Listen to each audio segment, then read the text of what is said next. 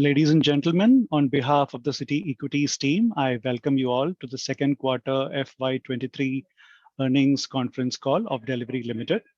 From Delhivery's management team, we are joined today by Mr. Sahil Barua, the MD and Chief Executive Officer, Mr. Sandeep Barasia, ED and Chief Business Officer, Mr. Amit Agarwal, Chief Financial Officer, and Mr. Varun Bakshi, the Head of Investor Relations. Before we start, we would like to point out that some of the statements made in today's call may be forward-looking in nature, and a disclaimer to this effect has been included in the earnings presentation shared with you earlier. Kindly note that this call is meant for investors and analysts only. If there are any representatives from the media, we request you to drop off this call immediately. As a reminder, all participant lines will be on the listen-only mode, and participants can use the raise hand feature to ask any question post the opening remarks. Please ensure your name is visible as first name, last name, followed by your organization name for us to be able to identify you before we take your questions. I thank the management team for providing us the opportunity to host this call. I now invite Mr. Sahil Barua to take us through the key highlights for the quarter, post which we open the floor for Q&A. With that, over to you, Sahil. Thank you, Rishi, and thank you to the City team for organizing this. Just a quick check that I'm perfectly audible. Yes, sir, we can hear you. Excellent, thank you. Thank you all for joining our earnings presentation for Q2 fiscal 23 today.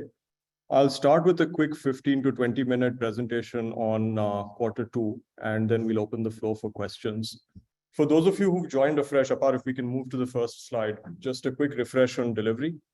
The aim of Delhivery is to build the operating system for commerce in India, which means we essentially provide the logistics infrastructure, technology, and services that enable buyers and sellers to transact with each other in the physical world. These buyers and sellers who are customers of Delhivery could be businesses transacting with businesses, businesses transacting with consumers, or consumers transacting with consumers within India or from India to the world or the world to India. In terms of a quick snapshot of Q2, Delhivery continues to be India's largest integrated logistics platform. We recorded revenues of about 1,796 crores in Q2 of financial 23, which represents a 9.3% year-on-year growth rate over Q2 in financial year 22. Adjusted EBITDA margins have improved to -7%, which is an improvement of about 547 basis points from Q1 financial 23.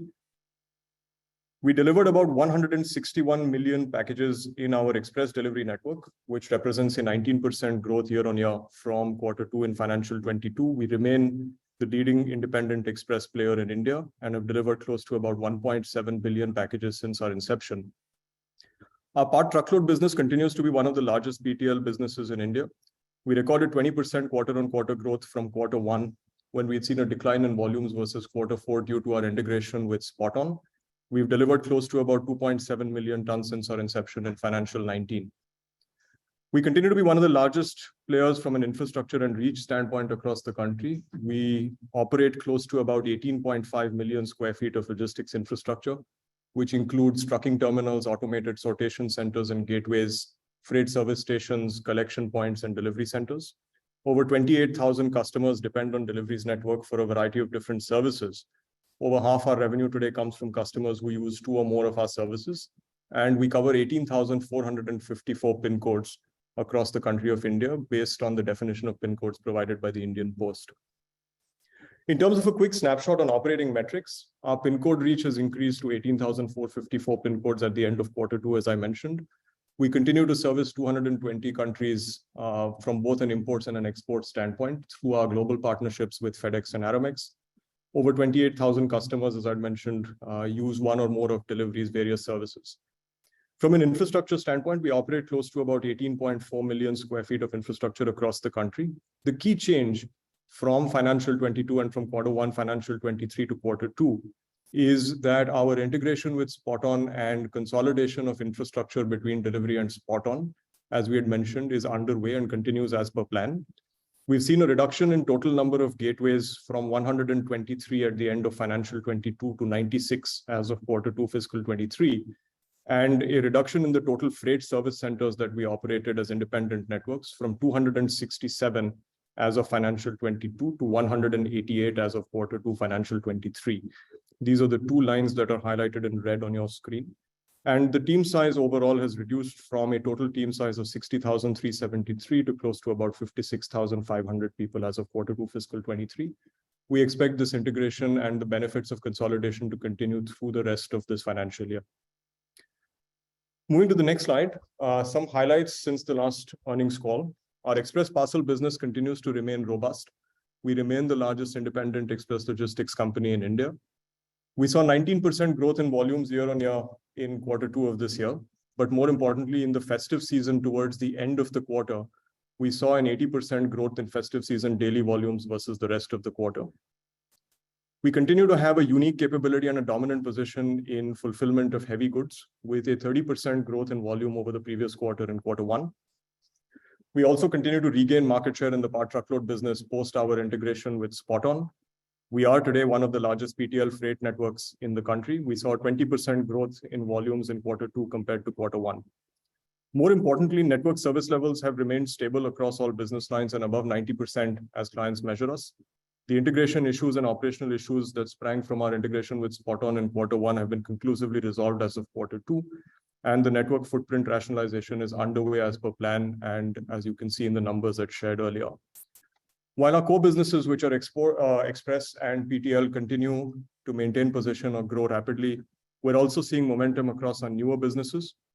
Our supply chain services business and our full truckload business have shown significant growth since the same quarter last year. Client acquisition momentum in the SCS business continues to be robust, with large enterprises trusting us to run their entire supply chain operations. And we continue to also see strong growth in our cross-border express and freight businesses, despite a global slowdown and a decline in air and ocean freight yields. A quick snapshot of what volumes in the express business look like. This represents 3-day average pickup volumes over the last quarter, July, August, September.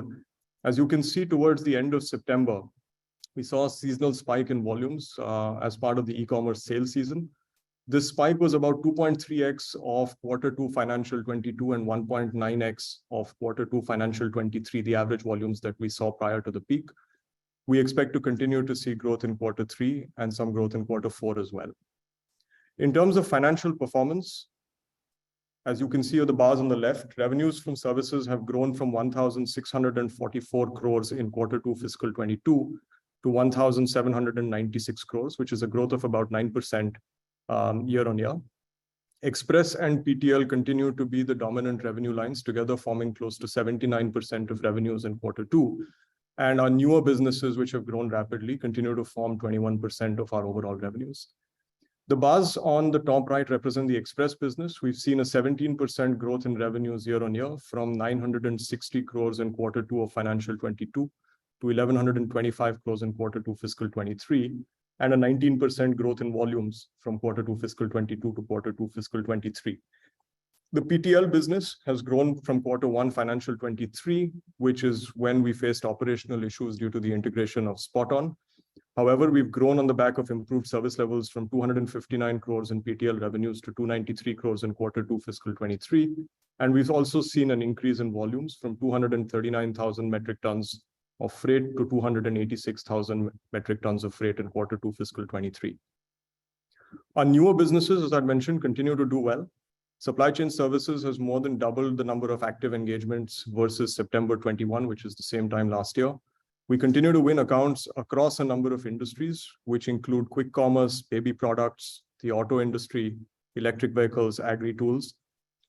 We have leading enterprises who work with us across a number of verticals already, which include auto, consumer durables, consumer electronics, FMCG, and industrial products companies across India. Our truckload services platform has also nearly doubled from the same time last year. We continue to add new accounts across a variety of different verticals. The key ones obviously being pharmaceuticals, paints, the tire and auto industry, and consumer electronics. More importantly, we are seeing product-led growth in this business this year, as a significant portion of truck placement and supply is now transacting digitally via our supply-side applications and via our marketplace, which reduces both the cost of supply, improves pricing transparency, and improves service quality in the truckload exchange. And finally, on the cross-border side, we continue to gain customers both for our express and our freight businesses, independently and through our partnership with FedEx. We won key accounts across industries such as industrial engineering, electrical equipment, renewables, and FMCG. We've also launched a new key project which integrates our domestic PTL and FTL trucking solutions with international ocean and air freight solutions, essentially providing a complete door-to-door delivery service.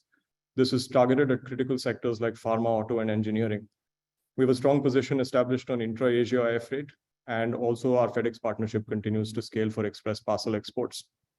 In terms of revenues, as I mentioned, newer businesses continue to contribute a meaningful portion of our revenue. They are today about 21% of total revenue. The FTL business has grown about 90% year on year from Q2 fiscal 22 to fiscal 23. Supply chain services has grown 60% from 112 crores in Q2 fiscal 22 to about 180 crores in fiscal 23. And cross-border has grown about 33% from Q2 fiscal 22 from 80 crores to about 100 crores. The decline from Q1 to Q2 in the FTL and supply chain services business is a reflection of seasonality in our underlying customers' businesses. Now, while revenues have grown, more importantly, economics have improved sharply in Q2 compared to Q1. As we discussed on our last earnings call, Q1 earnings were affected by our integration with SpotOn, where we continued to run a relatively underutilized network to allow service to recover and to settle claims with customers. Service EBITDA, however, for Q2 stands at 86 crores, and service EBITDA margins have improved from negative 0.3% in Q1 fiscal 23 to nearly 5% in Q2 fiscal 23, which is a strong reflection of the massive underlying operating leverage in the combined network between Delhivery and SpotOn. Overall, at an adjusted EBITDA level, this has improved from negative 217 crores in Q1 fiscal 23 to negative 125 crores in Q2 fiscal 23. I think the important thing for us to note, and that we're pleased to see, is that post-integration of the Delhivery and SpotOn networks, the operating leverages that existed in a pre-integrated Delhivery standalone network continue in the combined network as we've integrated successfully. The key driver of the movement in adjusted EBITDA, as I'd mentioned, is essentially the massive incremental gross margins that exist in our transportation business. Q1 fiscal 23 adjusted EBITDA stood at negative 217 crores. Of this, 46 crores that we'd mentioned in our last earnings call was a one-time integration expense related to provisions and vendor payments as part of the SpotOn integration. So excluding that, Q1 fiscal 23 adjusted EBITDA stood at negative 171 crores. The incremental revenue in transportation generated in Q2, which includes both e-commerce, express, and PTL, stands at 107 crores, and the incremental gross profit in our transportation business stands at 53 crores, which gives us an incremental gross margin across transportation of approximately 50%. And as I'd mentioned, reflects the massive operating leverage that exists in the combined Delhivery and SpotOn network. This is what has led to a total improvement in adjusted EBITDA from negative 217 crores in Q1 to negative 125 crores in Q2. And as volumes continue to come into the delivery network, from here on, we expect incremental gross margins to behave predictably and profitability to continue to improve. This is just a quick graphical representation of the same point. In Q1 fiscal 23, adjusted EBITDA had dropped to negative 12.5% owing to one-time costs and integration costs. This has improved to negative 7% as volumes continue to come into the network. We expect adjusted EBITDAs to continue to improve. As a quick bridge, if you focus on the column in the middle, which is Q2 fiscal 23, total revenue from customers increased to 1,796 crores compared to 1,746 crores in Q1 fiscal 23. More importantly, total absolute expenses reduced from 2,206 crores in Q1 to 2,158 crores in Q2. The major adjustment is simply for non-cash recurring costs, which add up to 221 crores. That includes 142 crores of depreciation and amortization expenses and 79 crores of ESOP expenses, effectively giving us an adjusted EBITDA of negative 125 crores or negative 7%. In terms of cash PAT, the picture is stronger. Cash PAT for Q1 stood at negative 10.4%. As of Q2 fiscal 23, adjusted cash PAT has improved to negative 1.7% with an adjusted cash PAT loss of 32 crores in this period. The cash PAT bridge looks exactly the same as the adjusted EBITDA bridge. Losses after tax for Q2 fiscal 23 stood at negative 254 crores compared to negative 400 crores for Q1 and negative 600 crores for the same quarter last year. The major adjustment again is for non-cash recurring costs, which are depreciation and amortization, ESOP expenses. The adjusted cash PAT therefore stands at negative 32 crores or minus 1.7%. That covers the presentation. In terms of a quick summary, this quarter has been one of consolidation for Delhivery. We continue to be, as I mentioned, the leading player, the leading independent express player in the country. We've delivered over 161 million packages in the last quarter, and we continue to maintain our strong market position. The PTL business, this was a quarter of recovery. Volumes have grown by 20% compared to Q1. Service quality and integration has improved, and integration issues are now behind us. We've gained market share, and we still are one of the largest PTL players in the country, expect to continue to gain share. Most importantly, from an economic standpoint, service EBITDA has recovered sharply in Q2 to 4.8%. Our incremental gross margins are at 50%, and the operating leverage in the combined business post-integration remains intact. With industry-leading service quality, with the size of our network and our reach, we will continue to evaluate the strategic option to use our incremental gross margin to gain share across all the industries that we operate in. And finally, our newer businesses continue to see strong demand from customers across various industries. We've seen massive year-on-year growth across truckload, supply chain services, and the cross-border businesses. We remain optimistic about the rest of the financial year and financial year 24. With that, I'll pause and hand back to the Citi team for questions. Thank you. Thanks, Sahil. As a reminder, participants can use the raise hand feature to ask a question. We'll take the first question from Mukesh Saraf of Spark Capital. Operator, kindly unmute their line.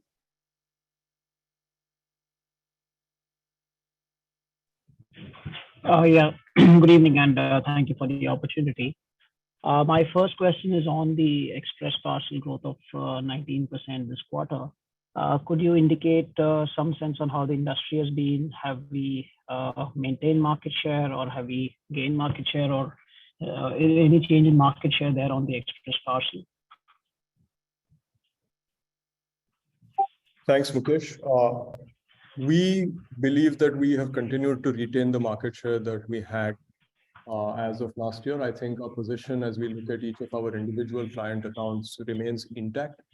Depending on which clients obviously see different levels of growth over the year, our consolidated market share position may change accordingly. We obviously have larger share with some customers and less share of wallet with some customers. But overall, our competitive position on the express industry remains intact. We continue to have the same cost and technology advantages that we had as of last year and continue to exercise that to defend market share. All right. Would you be able to comment on, say, large e-commerce platforms such as Meesho, which have on media been kind of commenting that their growth has been significant, much higher, maybe than say 40-50% is kind of a number. So, any wallet share shifts in such large accounts? None that we have seen. We continue to maintain the sort of market share with each of our individual accounts. And overall, if you look at it, as I mentioned, we saw massive growth in volumes with seasonality. Right. Thanks for that. And secondly, on the PTL business, we see on an average, we have done probably about 3,200 tons a day. Last year, same quarter, we are about 4,500 tons, and in the fourth quarter, we're upwards of 5,000 tons. Could you give some sense on at what rate we exited second quarter, and probably some indication of how October, November has been? So we're currently at a rate which is close to about 3,400 to 3,600 metric tons of freight a day. I should add some context over here. In the PTL business, our first port of call was really stabilizing service issues post the integration on Q1. I think we've successfully navigated that period in Q2, and service levels, in fact, are better than they were in a pre-integration world, not just in terms of network speed and reach, but also in terms of quality metrics, which include shortage deliveries, damage deliveries, and so on. So this has actually been a pretty good quarter from a service level standpoint. Also, the other sort of exercise that we undertook post-integration was to take a look at all of the individual client accounts that we had, both as Delhivery and as Spot On, to evaluate accounts which were unprofitable for Delhivery and Spot On, and either renegotiate pricing or eventually stop services. and also to get out of certain accounts where we had to provide highly bespoke services, where it made more sense for us to focus on sort of a standard SPTL product.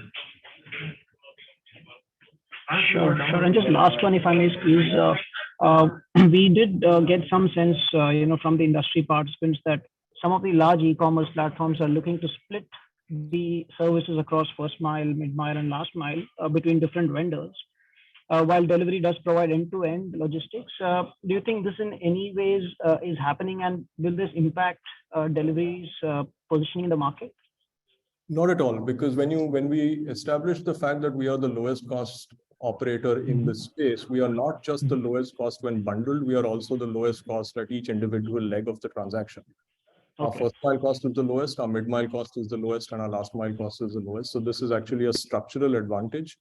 And I think it makes more sense to outsource it. So delivery, essentially what I'm saying is it's impossible to unbundle delivery. Right. Got that. Thanks a lot, Sahil. I'll get back in the queue. Thank you. The next question is from Gaurav from Morgan Stanley. Please go ahead. Hi, thank you for taking my question. So first question again is on the express parcel business. How should we think about recovery from here? Going by the commentary that you made on the festive season, it appears that we are likely to be under 20% growth for the next 2 quarters.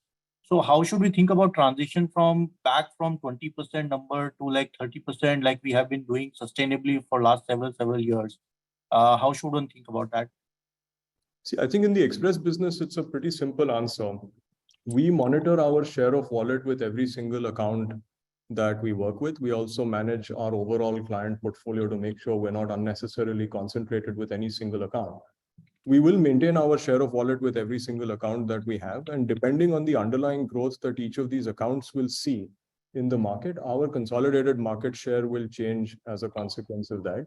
The other important thing to note is that ultimately we are the highest quality network. We are the largest network from a reach standpoint. And we also have the lowest cost structure. Our incremental gross margins are shared with you. And so our ability to use our gross margins to protect our share if we have to is also in some senses unlimited. So that's sort of the way I would think about it. We will essentially maintain our leadership in this space.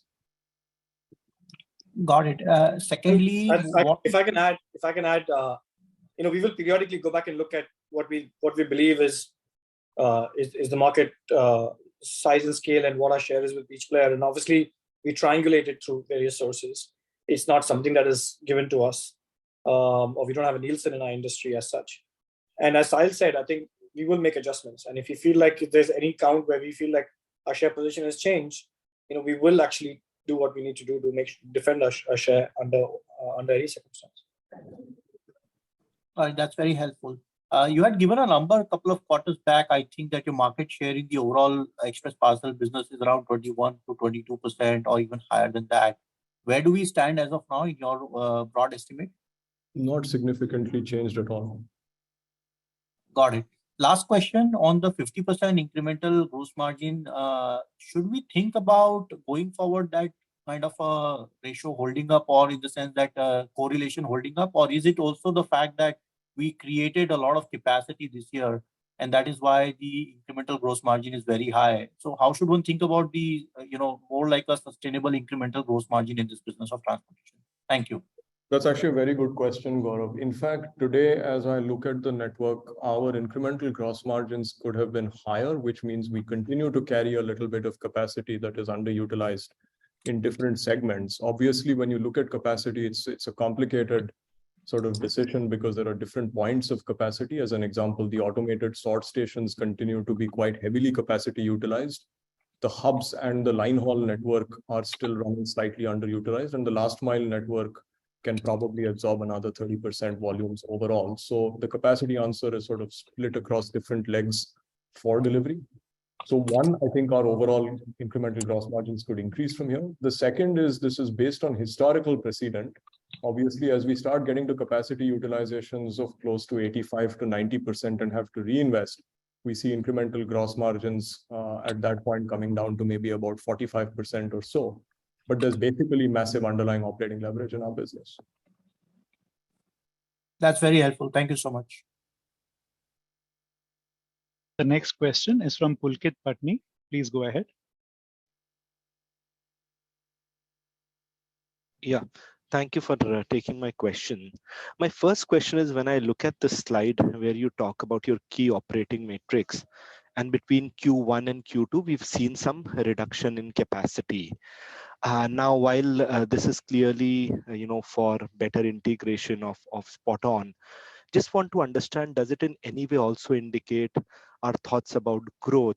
Because, for a company which is in a high growth sector, to actually cut capacity at this stage, how should one look at this in terms of growth for us, say over the next few quarters, going forward? That would be my question number one. Sure. You should not view this in any way as compromising our estimates of growth going forward. This is the number of freight service centers that we run. If you look at the overall infrastructure that we run as of the end of financial 22, we had 18.15 million square feet of infrastructure that has risen to 18.46 as of Q2. Our network team continuously reevaluates the structure of the underlying network and decides what is best for us to consolidate. Let me give you an example, Pulkit. As an example, even today, because of Delhivery and Spot On having independent hubs in Pune, we continue to run 2 hubs in Pune. Over the next 18 months, those 2 hubs will be consolidated into a single hub. Now, while that may not reduce our overall infrastructure footprint, because we may continue to operate the same space, what it does is bring massive efficiencies to the operation in Pune, because essentially we can eliminate several of the costs that we have to duplicate between the 2 facilities, and also the inter-hub connections that we have to run at this point because we run 2 facilities. So essentially, all of this consolidation is to drive better efficiency. As our volumes go up, we make automated decisions on how to expand the network, and nothing will change on that front. Okay, that's useful. My second question is on competition. I think somebody did touch upon this. Whether it is Flipkart or Amazon who are talking about doing logistics for third party. Misho in an interview mentioned that they don't look at this as a cost center, as a profit center. I mean, just wanted to get your thoughts that in the last, say, 6 odd months, do you think that the competition matrix have changed for us in any way? Or you think this was something which was anyways in works and really doesn't change much? Because I think it has implications in terms of our ASPs. And that's why I wanted to get a better understanding of this aspect. Certainly, I think it's a very topical question. Let me begin with competition. I think this state of competition that you refer to is a state of competition that has existed for several years. It's been pretty much the same players arguing for pretty much the same strategies for nearly half a decade now. And so in terms of either competitive intensity or in terms of sort of various competitive players' strategies, nothing has fundamentally changed in the market. The express market is a competitive market, but to be clear, it is not determined purely by one factor, which is price. It is determined by the reach of the network. It is determined by the quality of delivery and the speed of delivery. There are several auxiliary service metrics that customers use to decide. And finally, with all of these being a hygiene factor, there's the question of price. As we'd mentioned, Delhivery has a strategic competitive advantage, which is that our cost structure is significantly lower than either our listed or our unlisted peers, and certainly lower than captive arms of e-commerce companies. More importantly, we're actually designed to service third parties, as opposed to being fundamentally designed to serve first parties and then trying to externalize. So I think nothing weakens our competitive advantages in any way. Different players obviously will try different strategies over the next couple of years. It's a large market.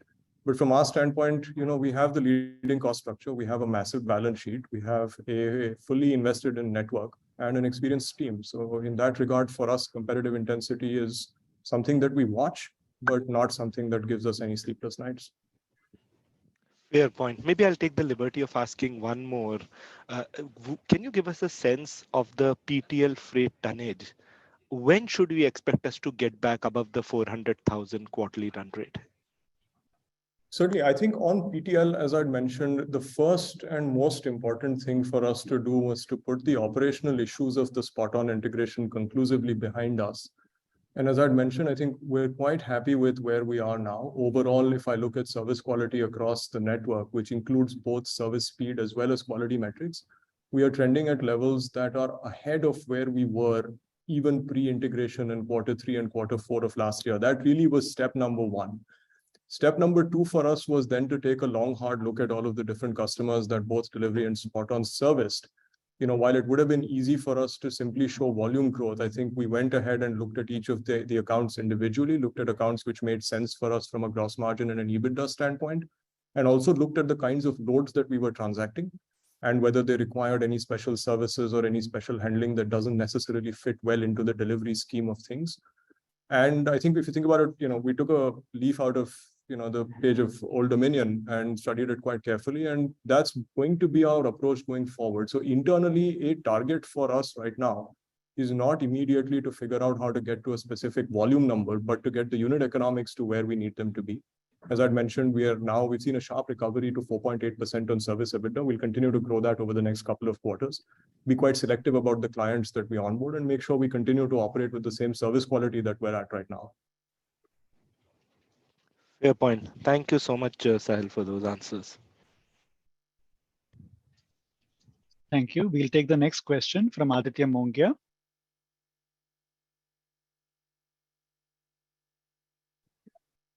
Thank you for the opportunity.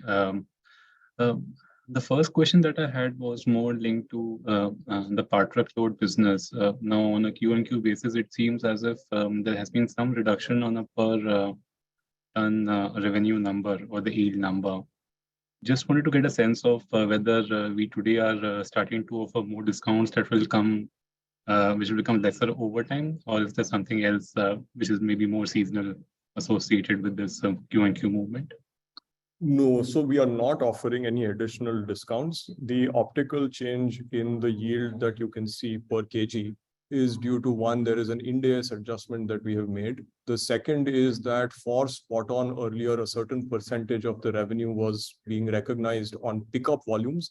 Delivery, however, operates on a conservative approach where we recognize based on closures. And that has also led to a change in the overall yields. I think as you see Q3 and beyond, you will see yields normalize to where they were in the Q1 timeframe, which is somewhere between 10 and 11 rupees a kilogram. Sure, that clarifies. And the second question that I had was on the express parcel segment. Now, as both of us are understanding, there is a moderation in the industry growth. Maybe from high 20s to high teens at this point of time. I wanted to get a sense of how much of this would, in your opinion, be more cyclical in nature, and how much of it, in your opinion, could be actually structural from here on. I'm just trying to get a sense of when things normalize. Will they completely go back to where they were, or will there be a middle ground achieved? See, I think when you look at the underlying market for e-commerce in India over the medium or long arc of time, the underlying growth in e-commerce volumes is undeniable. I think the reason why growth in this year perhaps looks moderated when viewed externally is really because a lot of growth was pulled forward during the COVID period. And this is sort of growth that otherwise would naturally have manifested later. I think the end point for e-commerce remains pretty much exactly the same. It is a growing convenience category. We continue to see penetration in tier 2, tier 3, tier 4 cities and beyond. As an example, our heavy goods business, which has seen a 30% growth from Q1 to Q2, represents sort of a pretty interesting and widening array of categories that are available online. Now, whether a specific quarter or a specific year in e-commerce will be distorted, like COVID as an example, where e-commerce companies saw 40-50% growth rates, or a year like this year where Shopee has exited the market and growth therefore looks somewhat moderated or muted. I think overall, our view is that the structural shift to e-commerce will remain intact. More importantly, from our standpoint, it is somewhat irrelevant because we will continue to maintain share with all of the accounts that we have. And as I mentioned, our structural cost advantages are not dependent merely on scale. They're not dependent on delivery growing at 30% a year. The underlying cost advantages that we have make us the most efficient player at 161 million packages a quarter. That will continue whether we are doing 161 million packages, 200 million packages, or 140 million packages. Quarter going forward. And so from our standpoint, irrespective of how the growth curve pans out in the short term, in the long term, our competitive advantages remain intact. Just one last question from my side. Sorry, Aditya, if I can just add on top of that, Sure, Sandeep. sure. that if you go back and look at e-commerce over the last 11, 12 years, you will find that this story has played out before, because you've had periods where the long-term trajectory continues to hold, but you've had periods where when discounting, for the first time, when just aggressive discounting became sort of less popular, you had a couple of years of soft, and then it came back fully when it became truly a convenience category. So I think you'll have those cycles. In today's funding environment, you'll have some cycles on individual players under feeling some pressure and things like that. But as Sahil said, the penetration of as a channel, the penetration is still so low of e-commerce. There's no reason to believe that the long-term growth in e-commerce should be any different. Understood. Just one last question from my side, and thanks, Sandeep, for the color. The question is more on this 50% gross margin thesis that one is thinking through. If I kind of extrapolate this argument from your current revenue base and go into more towards, let's say, 3Q, 4Q, it seems as if that can help you at an adjusted EBITDA margin level reach high single-digit levels. Is there something that you believe can happen, let's say by the end of the fourth quarter, that the company starts reporting closer to 10%, at least for that kind of 23, 24, 2500 kind of top line, a decent marked improvement in adjusted EBITDA margin? Certainly, actually, Apar, if you are on the presentation still, can I ask you to please go to the adjusted EBITDA slide?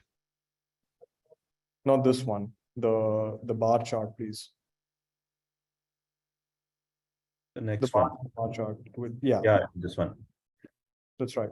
So this is just a quick snapshot of how adjusted EBITDA was trending prior to this, and services EBITDA obviously before this. I think so. One is we clearly know how to get to where we were in Q3 and Q4, as you'd mentioned, because there's sort of a sense of predictability because the incremental gross margin is at 50%. As volumes come in both in the express and the PTL business, we expect overall that the company's adjusted EBITDA will continue to improve. So far in Q3, I think we're quite satisfied with where we are, and we expect this to continue. But when will we get to exactly 10% adjusted EBITDAs, I think is a function of the choices we make in terms of the customers we onboard in PTL and how soon we bring PTL volumes back. But the important thing to note, I think, is that it's a relatively predictable business from here on. Yeah, got that. I have more questions. I'll come back into the queue. Thank you. We'll take the next question from Alok Deshpande.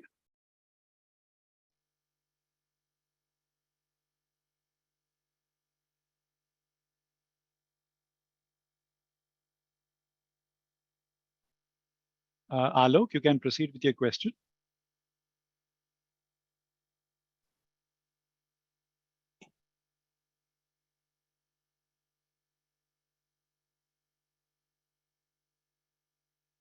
Yeah.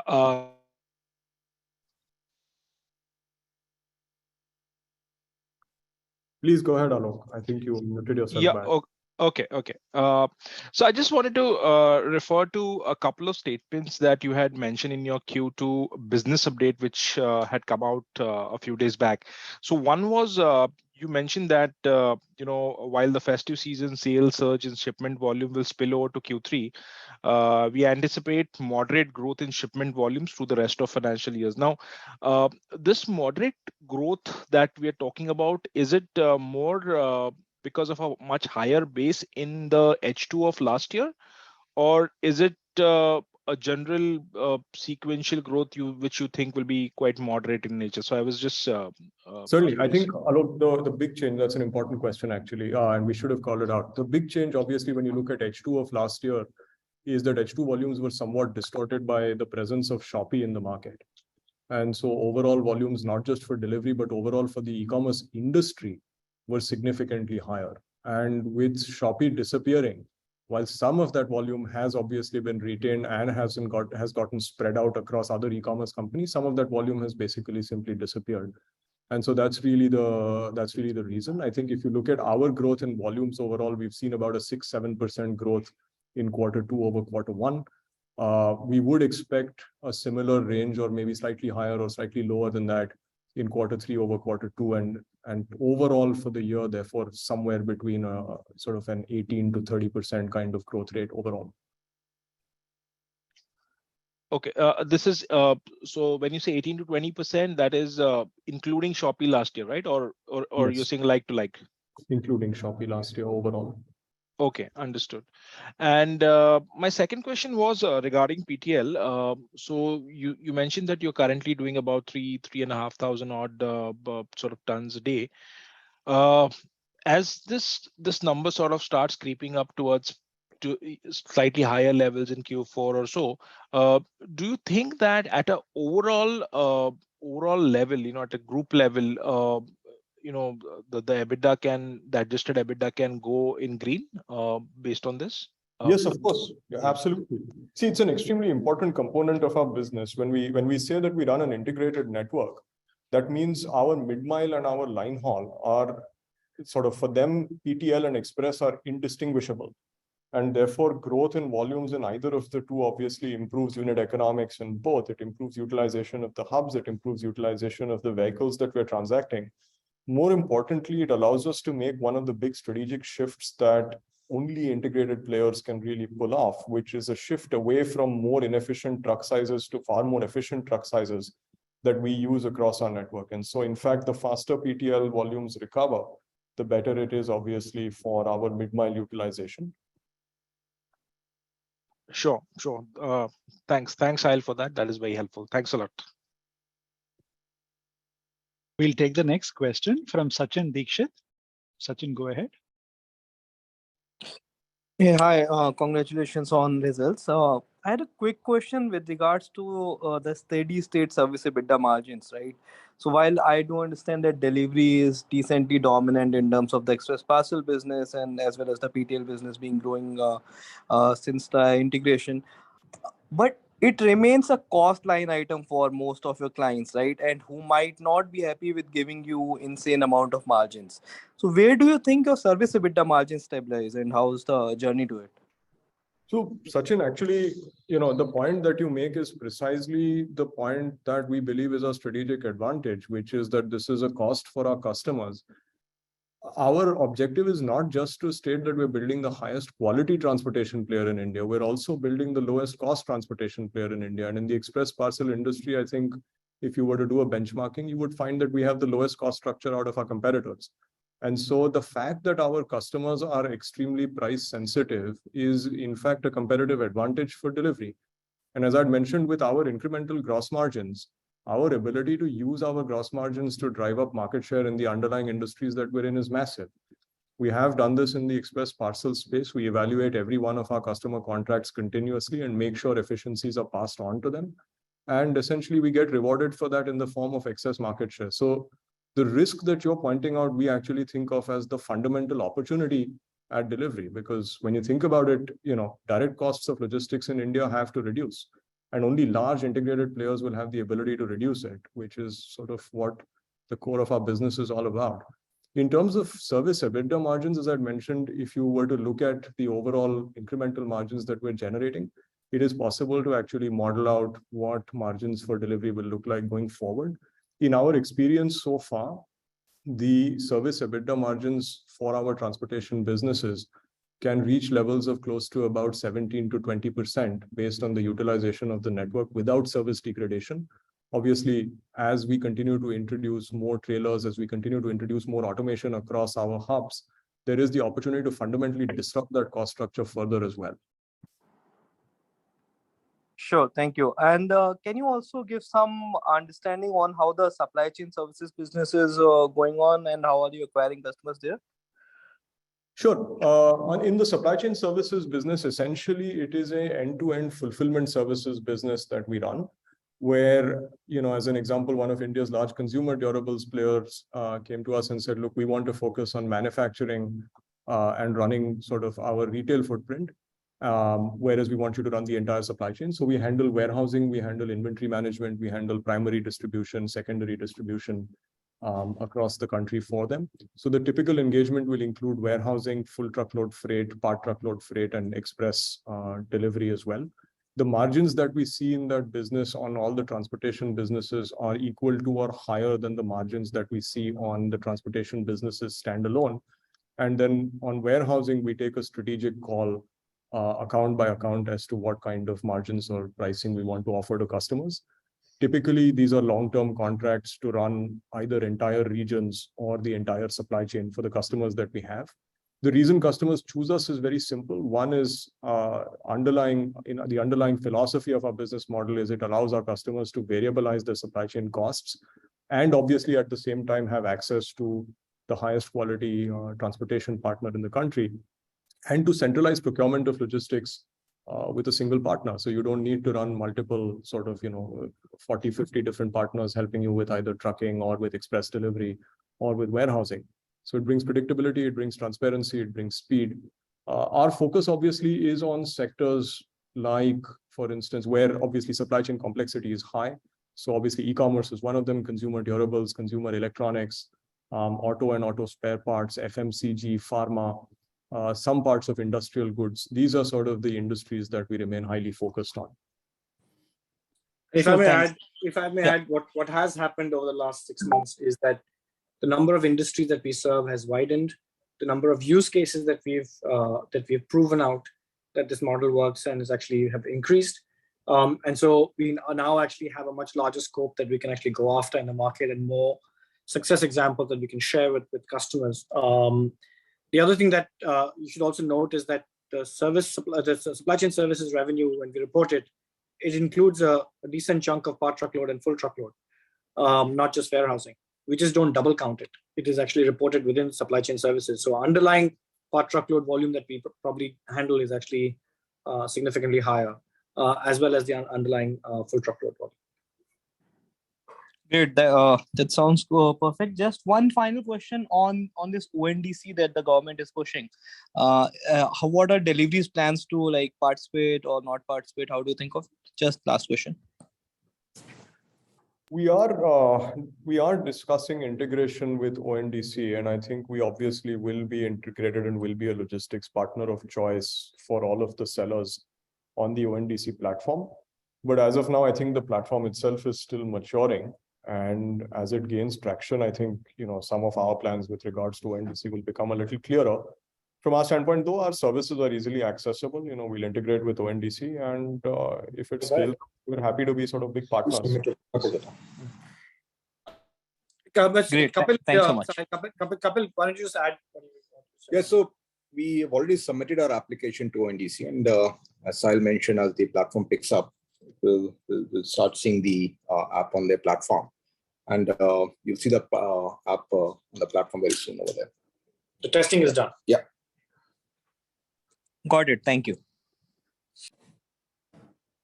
The next question is from Abhishek Ghosh. Yeah, hi. Am I audible? Yes, Abhishek. Yes, you are. Yeah, hi. Thanks for the opportunity. Sahil, just since you're on the supply chain business thing, just one observation. Q on Q, we have seen a decline in revenues by almost about 20-25 odd percent. Any change in accounting? Because we usually thought this is a seasonally strong quarter. How should we look at it? Any thoughts there? Yeah, sure. It's basically just underlying seasonality for a couple of our customers for whom Q2 is not historically sort of a strong quarter. As an example, in consumer durables, one of our customers has significant seasonality in Q2. And that's what has affected overall revenues for the quarter. But that will rebound in Q3 and Q4 as ship outs increase. No change in accounting standards. It's an underlying sort of reflection of the customer mix that we have. Okay. But is the dependence on one particular client a little higher? I'm saying over a period, should we see this thing going up because the market opportunity is quite high and your market shares are pretty low? So how should one look at it? Obviously, that's actually the right observation. We do expect over time the impact of this seasonality in any single customer to reduce. I think the other thing in our supply chain services business is that revenue, while accounts begin, the full sort of impact of revenue growth takes typically anywhere from about 2 to 6 months to reflect, because that's sort of the period that we take to stabilize operations, to grow operations across various different warehouses, because typically these customers will either be shifting from in-house operations or from a different third-party partner to delivery. So it takes a little bit of time for these accounts to reach their full potential. Even the setup time for us could be anywhere from sort of 30 to 90 days for different customers. So I think the growth that we've seen in customer name accounts in Q1 and Q2, we'll start seeing the revenue impact of that in Q3, Q4 and beyond. Okay, that's helpful. Sahil, the other thing is, on the express parcel business, while there's a just about a percent or so increase in realization in the current quarter, how should one read this? Are we towards the end of the cost benefits being passed on, or was there a product mix impact this quarter? And any thoughts on our realization per shipment as far as the express parcel business is concerned? Yeah, sure. See, realization overall is a function of basically 2 or 3 different things. One is it's a function of the customer mix. The second is it's a function of the distances that we are shipping. The third is it's a function of the COD versus prepaid ratio and sort of the extent of returns that the network is handling and the speed choices that various customers make. There's no underlying change in our pricing philosophy in Q2 versus Q1. That said, we evaluate every customer account differently. We have target gross margins and target EBITDA margins for every account that we operate. And as we continue to gain efficiency, we proactively pass those benefits on to our customers. One of our stated strategies is to commoditize the space that we're in. We believe that every customer should have access to low-cost, high-quality logistics. That's the foundational idea of delivery, and we will continue to sort of exercise that judgment with our customers. In terms of the question about whether we're close to the end of the cost curve, I'd have to say the answer to that is no. Because as I'd mentioned, incremental gross margins right now are at 50%. Our belief is that incremental gross margins actually could be higher as utilization of the network continues to improve. So we're not necessarily at the end of that cost curve. We still have underutilized capacity at the last mile, for example, and in certain sections of our mid-mile and hub operations. As volumes scale up, that will get utilized. The other benefit, of course, when running an integrated network is that because our mid-mile and our hub operations do not distinguish between PTL, freight, and express, growth in either of those businesses contributes to an improvement in economics in the other. So as PTL volumes go up, express becomes more efficient. As express volumes go up, PTL becomes more efficient because we're able to run more docks across our hubs, we're able to run larger trucks, we're able to run greater frequencies. And we expect that to continue. So, over the next couple of quarters, I think we will introduce more tractor trailers across all of the critical routes. We will increase utilization of the trucks. And as that happens, overall cost per shipment will continue to come down. And at an account to account level, we will make the call on how much we want to pass on to our customers. Okay. Sahil, just one more question. If you look at the PTL business as it's already visible, you're almost about 20-25% down, or maybe a little higher on number of shipments from the last peak that you had done. So there has been some business loss because of the integration and other things. So how difficult it is now to get back those customers, and because somebody would have got that share in the meanwhile, and so are you having to discount it? Well, you mentioned you're not discounting it. So what are the challenges? Is there a change in the medium-term growth rates for this business given the whole integration issue? Just some thoughts there, because once a customer goes away, to get him back, you have to offer him something extra because, it's a customer experience. So just from that perspective, your thoughts. Absolutely. I think, the first thing is we looked at all of the accounts that we currently are active with. And fortunately, accounts representing nearly 90% of our revenue pre-integration are active with us and are working with us. Some of the accounts that are not active with us include retail partners where we felt that the loads that were being tendered into our network were not appropriate for our network. And there are certain customers, like I'd mentioned, who continue to operate other parts of their requirements with us, but where we felt that their PTL requirements were not ones that fit the delivery network. And we've consciously decided not to continue with some of those accounts. I think the important thing that customers look for is service quality, which includes not just network speed and reach, but also quality in terms of shortages and damages and potential claims.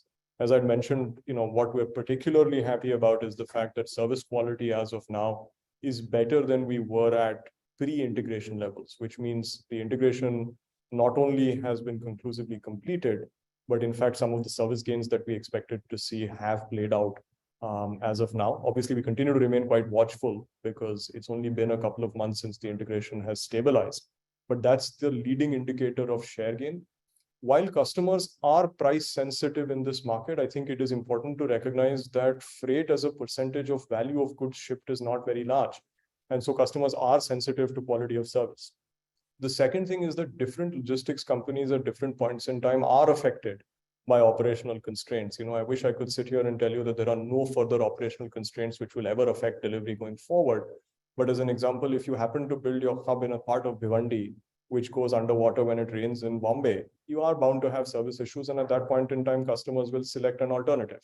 Customers are also understanding of the fact that they have to shift loads across different logistics partners when various networks have issues in specific locations. That's why they run redundant partners. And that's why it's not exactly a winner-take-all market, but it is possible for somebody to build dominant scale. And that's really what we're going after. So long answer to your question, no, we don't have to offer discounts to regain customers. Our service quality is what gets us those customers along with our reach. We're becoming more selective about the kinds of customers we want to admit to make sure we can maintain that service quality and the margins that we want to generate. And overall, I think we are going to see recovery in this business over the next couple of quarters. Great, Sahil. Thank you so much and wish you all the best. Thank you so much. Thank you. The next question is from Abhijit Mitra. Please go ahead. Yeah, hi, am I audible?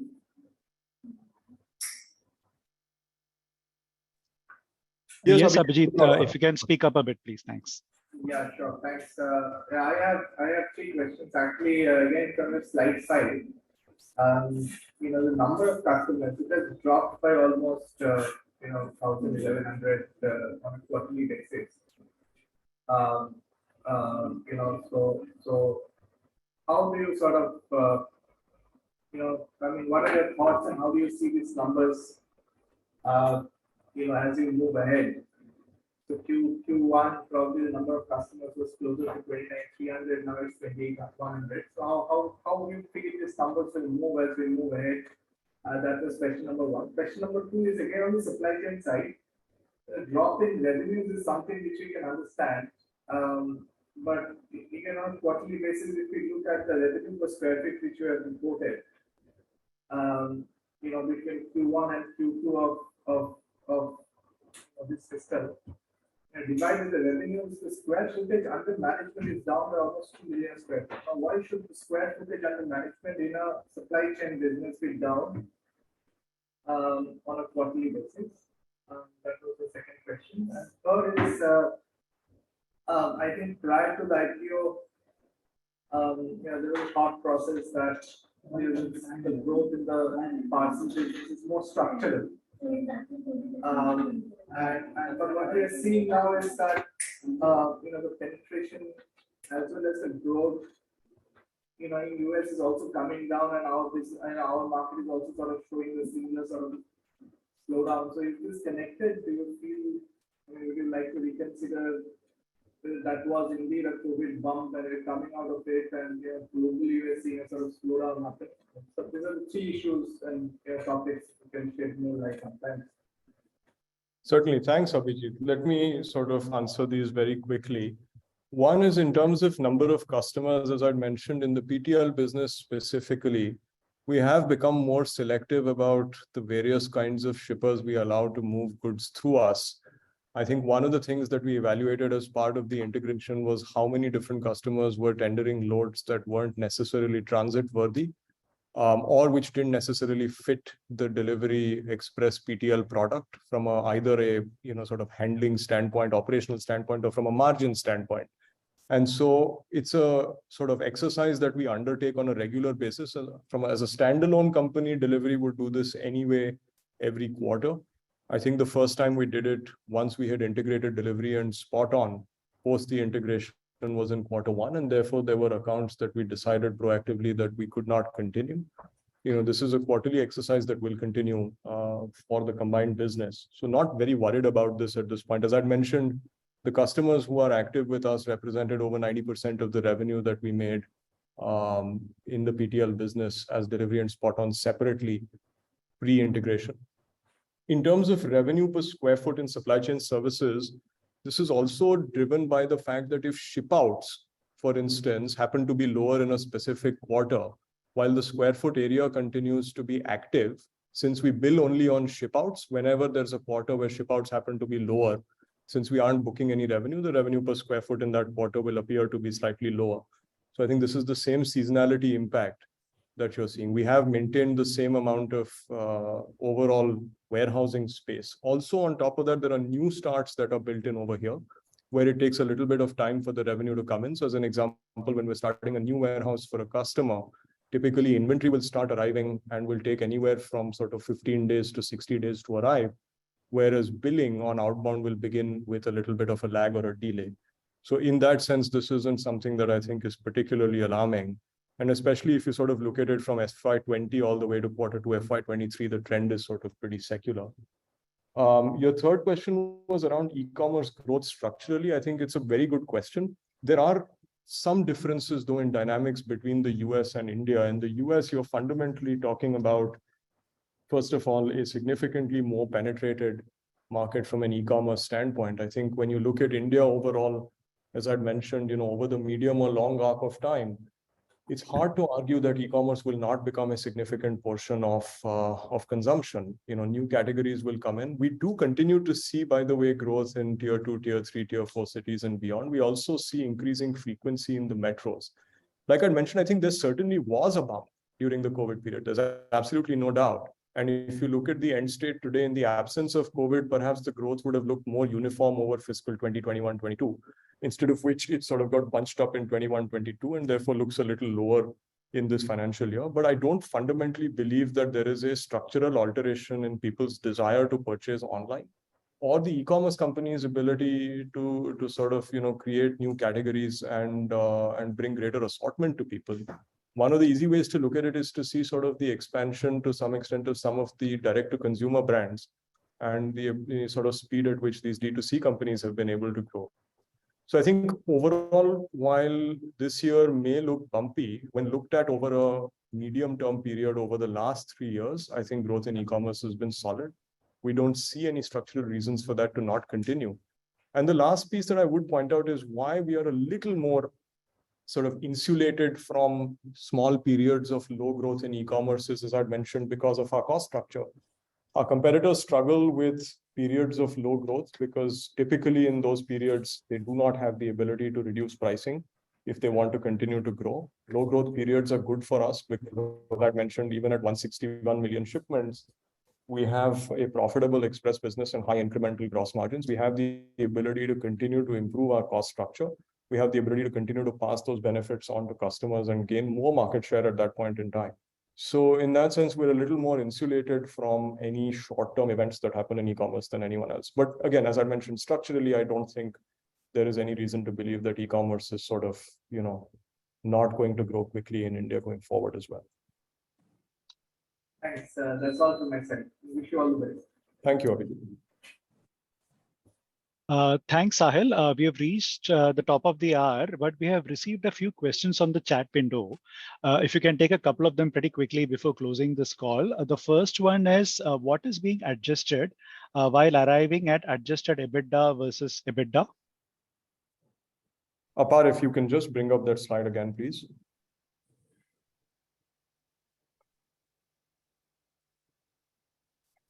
Yeah. So as you can see in the middle column in Q2 fiscal 23, total expenses were at 2,158 crores. This included 221 crores of non-cash recurring costs, which includes depreciation and amortization and ESOP expenses. These are the two costs that are excluded when calculating adjusted EBITDA, or the ones that have major impact. There are obviously minor adjustments, which are for finance cost on borrowings and some adjustments due to Ind AS.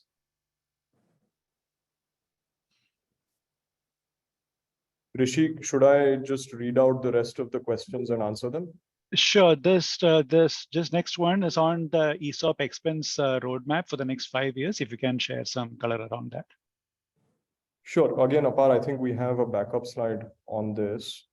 And Amit, our CFO, is on the call. Amit, would you like to answer this, please? Sure, Sahil. Can you go back to the previous slide, Apar? So we have a total of about 43 million ungranted stock options. which will be granted and which will be costed in our P&L over next 5 to 6 years. We also have unvested but granted 30.236 million, 30.2 million stock options. Now, the stock option accounting is done based on, on a model where the price of a share at the time of grant is taken. And for these 30.2 million shares, we'll just show you the schedule for the cost that is expected over the next 4 or 5 years. And for the remaining 43.45 million shares, the costing will be based on the prevailing share price at the time of the grant. The important thing to note here is that a significant majority of these 43.45 million shares, nearly 26.3 million shares, will vest only if company achieves a stock price of 800 rupees a share, 1000 rupees a share, and 1200 rupees a share. So that's an important part that you should note. Move to the next slide, Apar. So the costing which is expected for the options that have already been granted based on time-based performance is 469 crores over next 5 years, including the current year. And for the performance-based stock options, it is 97 crores over the next 5 years. So a total of about 566 crore is expected based on the grants that have happened so far. Thank you, Amit. The next question that I can see says, what is the timeline for Delhivery to become EBITDA positive? As I'd mentioned, the service EBITDA has seen a strong rebound from negative 0.3% to 4.8%, and adjusted EBITDA has improved from negative 12.5% to 7%. I think as our incremental margins, as I'd mentioned, are close to about 50%. Even if you don't assume an improvement, I think it's quite easy to model out what incremental revenues will lead to target adjusted EBITDA levels. And therefore, sort of based on volume recovery, my sense is that it's quite easy to model out over the next couple of quarters when we will turn EBITDA positive. To some extent, obviously, it depends on how quickly we decide to increase the tap on the LTL side. Which is linked to the next question, which is what is the economic benefit expected from the Spot-On acquisition, and in what time frame is the full benefit from Spot-On expected to be realized? I think the economic benefit from the Spot-On acquisition for us was clear, which is we are ultimately building an integrated hub and mid-mile operation, which is shared across our express and our part truckload freight business. Spot-On was one of the leading players, one of the leading independent players in the PTL freight business. They were larger than Delhivery, so we were growing faster. I think bringing these two networks together has given us operational heft, has given us scale. The integration issues of Q1 notwithstanding. And more importantly, as I look at our service levels today, and I look at the size of our network today, I think it provides a better service to all of the customers that Delhivery and Spot-On had standalone. More importantly, as I mentioned, because we share our hub and mid-mile operations across these two businesses, which is a complicated thing to build, but I think we're at a stage where we have built it out. Any increase in volumes in either of these businesses ultimately is accretive to both of them. So as volumes in the express business increase, we see cost advantages in the PTL business and also actually, frankly, better speeds. And as we see volumes increase in the PTL business, we see cost advantages in our express business and speed improving in our express business. It also allows us to deploy a larger fleet of tractor trailer operations across the entire country, which brings down our line haul cost, improves overall speed of the network, allows us to do more dynamic routing, and therefore improve customer experience. The question on time frame, I think, as I'd mentioned, we had intended to begin rationalizing the consolidated footprint of Delhivery and Spot-On by Q2. That has already begun, as is reflected in the reduction in overall freight service centers and reduction in gateways that happened in Q1. I think that process will continue over the next couple of quarters. Our intention was to discover the benefits of synergy value between Delhivery and Spot-On going into the next financial year. And so far, I think we're on target for that. The next question is from Anuja, which is, could we comment on plans to use more EV fleets or any other significant ESG initiatives that could be financially material?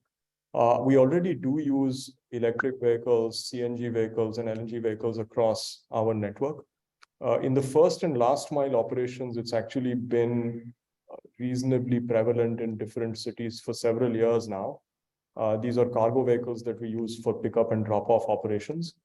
We have also begun trials of LNG trucks and EVs in our mid-mile operations, which are our long-haul trucks. Our belief is that in the long run, the benefits of electric vehicles will accrue only by using these for mid-mile operations as opposed to sort of electric bikes. And so that's where our focus has been. Obviously, this de-risks us from increases in fuel costs. And so as these experiments and trials mature, I think we will introduce more and more EVs. So as an example, we're working with Volvo, which is one of our trucking partners, to experiment with electric vehicles in our mid-mile. From an ESG standpoint, the other area obviously is we continue to introduce solar power across all of our major gateways. That's sort of the other big ESG initiative that we're running internally. The next question, I believe I've already answered, which is context around growth in October. Growth in October relative to Q2. So volumes are, first of all, just to be clear, the volumes that Delhivery reports in any quarter are based on shipments delivered, not shipments picked up. And so we do expect that October will be a high month as well, because significant number of shipments that were picked up towards the last week of September will be recognized as delivered in October. I think overall volumes in Q3 remain in line with our expectations overall. The festive peak of September was a big high point, and then volumes sort of return to normal, start growing again towards the end of the year. We don't see any fundamental change in industry structure overall. How should we think about CapEx and lease additions going forward, considering the revised growth expectations? I think, as I mentioned, right now, we continue to consolidate infrastructure between Delhivery and Spot-on. That remains the major focus. There are still a couple of cities where we continue to run redundant infrastructure because we had lease lock-ins. We will continue to sort of combine those facilities. As an example, I took Pune as an example, similar situation in Chennai and a couple of other places. From a CapEx standpoint, I think typically our CapEx has come in at close to about between 5.5% and 6.5% of revenue. Over time, we expect that to stabilize at between about 3 and 3.5% of revenue, which will include both new CapEx for new sortation centers and new gateways that are being built, as well as maintenance CapEx for existing sortation centers and gateways. Great. I think that answers the questions that we have on chat, Rishi. Thank you once again, Sahil, Sandeep, Amit, Varun, and the entire Delhivery team. You've spent well over an hour answering these questions, and also for this opportunity to host you on this call. We would also like to thank all the investors and analysts for your interest in the company and making this an engaging session. We can conclude the earnings call here. Have a good evening. Thank you. Thank you all for joining. Thank you, Citi team, for hosting us.